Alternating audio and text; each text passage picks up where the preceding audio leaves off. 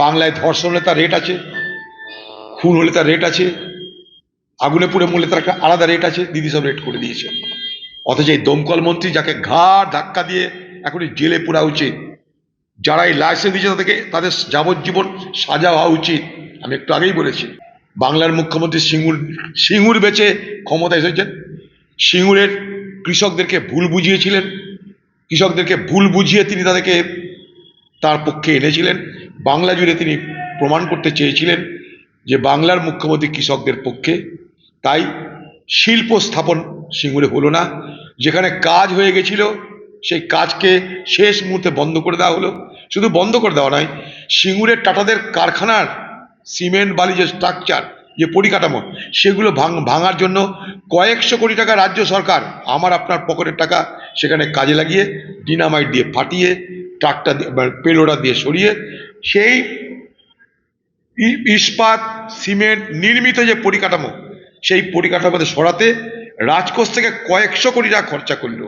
বুঝুন মজা, শিল্প হলো না, কৃষকের জমি গেল এবং সেই শিল্পের পরিকাঠামো ভাঙার জন্য কয়েকশো কোটি টাকা রাজ্য নষ্ট করলো। প্লাস টাটারা যে কেস করেছে ক্ষতিপূরণের জন্য, তার জন্য 1,500 কোটি টাকা বকেয়া পড়ে আছে। টাটাদের সেই টাকা দেব না বলে বাংলার মুখ্যমন্ত্রী প্রতিদিন কোর্টে কেস লড়ে যাচ্ছে। তাহলে কি হলো ব্যাপারটা, কি দাঁড়ালো সব মিলিয়ে? কৃষকের জমি গেল, জমির ফসল গেল, কৃষকের জমি বিক্রি করবার অধিকার গেল, চাষ হলো না। উল্টো দিকে টাটা কারখানা গড়ে দিল, টাটার কারখানা ভাঙার ব্যবস্থা করলো।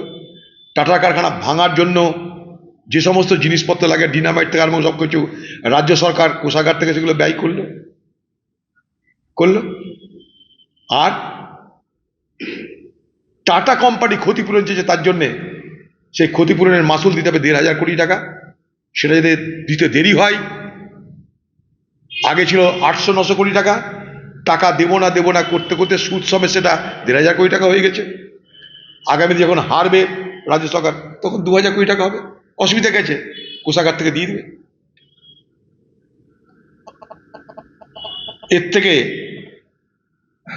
একটা ব্যর্থ, অকর্মণ্য আর মুখ্যমন্ত্রী ভারতবর্ষে কোথাও আছে? যেখানে কারখানা হওয়ার কথা সেখানে তিনি আলু চাষের কথা বলেছেন, সে আলুও চাষ হয় না এখন। হ্যাঁ, কিছু জঙ্গলি শাক টাক হয়, গরু ছাগল সেগুলো খাই। শিল্পের বদলে দিদি অন্তত সিঙ্গুরের মানুষকে একটু উপহার দিয়েছেন। সেখানে ভারতবর্ষের প্রধানমন্ত্রী যাচ্ছে, তাকে চ্যালেঞ্জ করতে বাংলার মুখ্যমন্ত্রী চলে যাচ্ছে। এই দেখবো আমরা, তিনি যে বাজারে আছেন টিকে, সেটা তাকে দেখাতে হবে। ইসাইনে দিল্লিতে গিয়ে কি হবে? আমরা যখন বললাম যে ওয়াকফ সম্পত্তির বিরুদ্ধে আন্দোলন করতে, ওয়াকফ সম্পত্তির বিরুদ্ধে যখন আন্দোলন করতে পথে নেমেছি আমরা, তখন বাংলায় বললো ওয়াকফ সম্পত্তি নিয়ে আন্দোলন করা যাবে না, আন্দোলন করতে গেলে দিল্লি যেতে হবে। তো দিদি, আপনি যখন দিল্লি যাচ্ছেন এসআইআর মৃত করা তাদের তালিকা নিয়ে, কমসে কম দিল্লির বুকে ওয়াকফ আইনের বিরোধিতা করে একটা কি প্রতিবাদ সভা করা যেত না? আপনি তো ওয়াকফ আইনকে পশ্চিমবাংলায় শুধু পাস করেছেন তা নয়, 1 নম্বর খতিয়ানে ওয়াকফ সম্পত্তিকে রেজিস্ট্রেশন করানোর মাধ্যমে মুসলমান সমাজের তাদের ধর্মীয় অধিকার, সাংস্কৃতিক অধিকার কেড়ে নেওয়ার ব্যবস্থা করেছেন। এসআইআরে কতজন মারা গেছে তার তালিকা বাংলা মানুষ জানে। এবং এই মৃত্যুর জন্য আপনিও কম দায়ী নন, কারণ আপনি পশ্চিমবঙ্গে এসআইআর শুরু করার আগে প্রত্যেককে ধমক দিয়েছিলেন দেখে নিব বলে। আতঙ্কের বাতাবরণ আপনি তৈরি করেছেন গেল করে। এসআইআর একটা আতঙ্ক আপনি তৈরি করেছেন প্রচারের মাধ্যমে, আপনি আর আপনার দল। আপনি চেয়েছেন মানুষ মরুক, পরিযায়ী শ্রমিকদের এইভাবে মৃত্যুবরণ করতে হয়। কই পরিযায়ী শ্রমিকদের জন্য তাদের পরিবারের লোক নিয়ে গিয়ে দিল্লিতে একটা প্রতিবাদ, একটা মিছিল করতে পারতেন না? পরিযায়ী শ্রমিক তারা কি বাংলার মানুষ নয়? 1,55,00,000, 45,00,000, যে যেমন পারছে বাতালা মারছে। এসআইআর প্রক্রিয়া যে আদতেই মানুষের সমস্যা বাড়ানোর প্রক্রিয়া, এবং এসআইআর প্রক্রিয়ার মাধ্যমে সংযোজনের থেকে বিয়োজন অর্থাৎ ডিলিশন, এটাই যে মুখ্য উদ্দেশ্য, এটা কিন্তু আমরা আগেই রাহুল গান্ধী আপনাদের সকলকে বলেছে, ভারতবর্ষের মানুষকে বলেছে, এটা যে ইনক্লুশনের থেকে ডিলিশনের এটা ইন্টেনশনটা স্পষ্ট।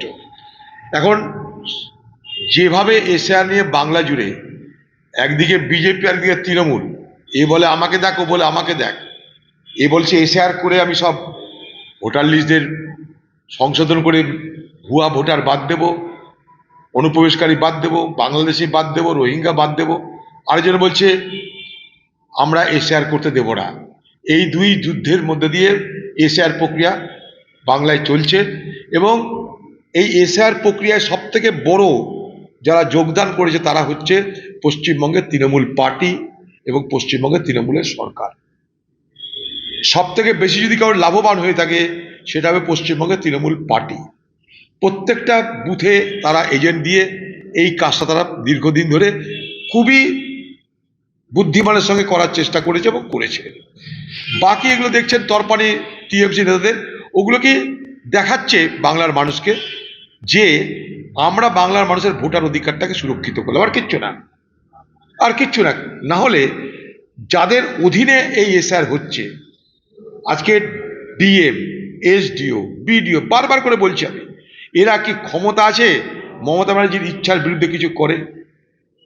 তা যদি করতো তাহলে তৃণমূলের বিধায়ককে তো গ্রেপ্তার করতো। অর্থাৎ পরিষ্কার পরিচ্ছন্নভাবে গোটা পশ্চিমবঙ্গের এসআইআর প্রক্রিয়ায় নির্বাচন কমিশন যতই বাতালা মারুক, বিজেপি যতই কথা বলুক, কাজের কাজ কিন্তু করেছে টিএমসি পার্টি। এক, তাদের যত কিছু ঢুকিয়ে নিয়েছে। দুই, মানুষের কাছে প্রমাণ করার চেষ্টা করছে আমরা মানুষের ভোটার অধিকার রক্ষা করছি। এই ঢপবাজিটা কিন্তু বাংলা মানুষ বুঝবে না। ওরা যদি মনে করতো মানুষের ঝঞ্ঝাট কমাবে, সব ঝঞ্ঝাট কমিয়ে দিতে পারত। কারণ মূল শুনানি বলুন, যাই বলুন, সব কিছু তো রাজ্যের সরকারের কর্মচারীদের অধীনে। এআরও, এইআরও, ডিইও সারা কারা? তারা বাংলার বিডিও, বাংলার এসডিও, বাংলার ডিএম। ক্ষমতা আছে পশ্চিমবঙ্গের কোনো বিডিও, এসডিও, ডিএম এর যে পশ্চিমবঙ্গ সরকারের বিরুদ্ধে, তৃণমূলের বিরুদ্ধে কিছু করা? এবং এই যে বুথে বুথে বুথে বুথে শুনানির সময় তোমরা সবাই যাবে, এই যে খোকাবাবু বলে দিল, তার মানেটা কি? আপনাকে সোজা নিয়ে গিয়ে ভোটার বানাচ্ছে। কি প্রমাণ করবে? আমি তোমার ভোটার লিস্টের নামটা তুলে দিলাম, ভোটের সময় যেন মনে থাকে। তার জন্য খোকাবাবু নির্দেশ দিয়েছে প্রত্যেকটা ভোটারের বাড়ি যাও, যারা নাম শুনানির জন্য যাদের নাম গেছে, শুনানির জন্য যে তালিকা, নামের তালিকা, তাদের প্রত্যেকের বাড়িতে যাও, তাদেরকে নিয়ে এসে তোমরা ভোটার লিস্টে নাম লেখাও। অর্থাৎ সেখানটায় ভোটের প্রচারটা শুরু হয়ে গেল। তাহলে মূল যদি লাভকারী কেউ হয় এই বাংলায় এসআইআর প্রক্রিয়ায়, তার নাম টিএমসি পার্টি। মিলিয়ে নেবেন আমার কথা। কলকাতার জলাজমি বুঝিয়ে যে গোডাউন, সেই জলা জমিটা কি জানেন? এগুলোকে রক্ষা করার জমি। রামসের তালিকা অনুযায়ী এগুলোকে সংরক্ষিত করার দায়িত্ব। এই জলাজমি হচ্ছে কলকাতার ফুসফুস, লাংস অফ ক্যালকাটা। সেখানটাই বেআইনিভাবে জমি ভরাট করে, শুধু ভরাট নয়, সেখানে গোডাউন হয়ে যাচ্ছে, এবং নিয়ম নেই, লাইসেন্স নেই, অডিট নেই, কিচ্ছু লাগবে না। তৃণমূলের নেতাদের পকেটে পয়সা দাও, তাহলেই তোমার সব কিছু হয়ে যাবে।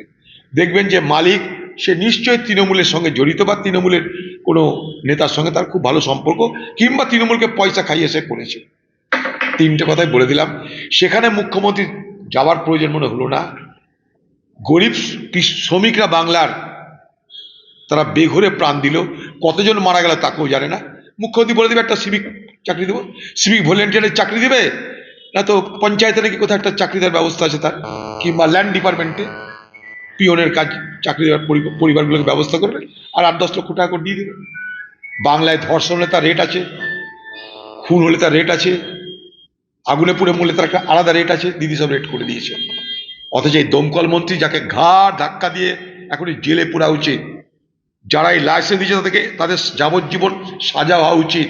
আমি একটু আগেই বলেছি, যেখানটে এই গোডাউন কারা করছে, কিভাবে করছে, পারমিশন নিয়ে করছে কিনা, সেই কর্তৃপক্ষ তো নিশ্চয় একটা আছে।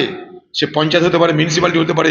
এটা ধর কারি ব্যক্তিগত সম্পত্তিতে করেনি কেউ, ব্যক্তিগত সম্পত্তি করলেও সেটা তো একটা কর্তৃপক্ষের নজরে আছে।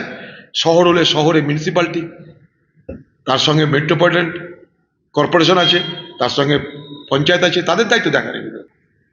এই বাংলায় দিদির পাঁচালী যারা শুনেছেন তারা দেখেছেন যে কি আছে না আছে। 15 বছর পর তাকে এখন পাঁচালী পড়তে হচ্ছে। দিদি এই বাংলায় মানুষকে কাঁদালি, খোকাবাবুকে হাসালি, আর ভোটের আগে নাটক করতে পথে পথে উন্নয়নের পাঁচালী।